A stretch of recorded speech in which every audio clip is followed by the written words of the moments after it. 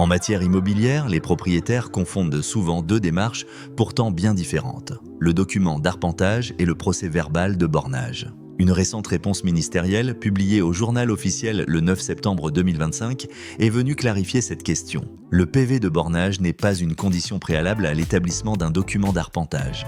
Le document d'arpentage est avant tout un outil administratif et foncier. Il sert à mettre à jour le plan cadastral, identifier les parcelles, sécuriser les divisions ou ventes et ajuster la taxe foncière. Mais attention, il ne fixe pas les limites de propriété. C'est un document de publicité foncière, pas un acte de délimitation juridique. Le bornage, lui, a un tout autre objectif. Il fixe contradictoirement les limites séparatives des propriétés par la pose de bornes sur le terrain. Il devient obligatoire uniquement lorsqu'un propriétaire voisin en fait la demande conformément à l'article 646 du Code civil.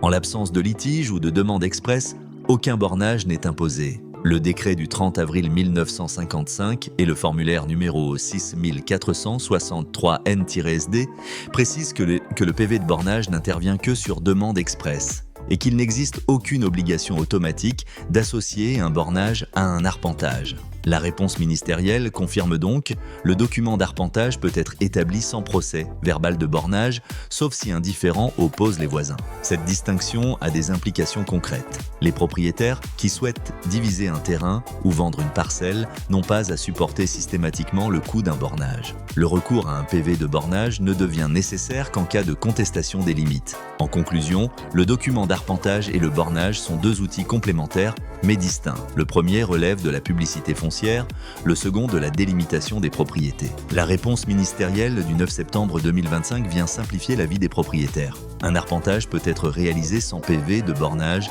sauf litige ou demande expresse.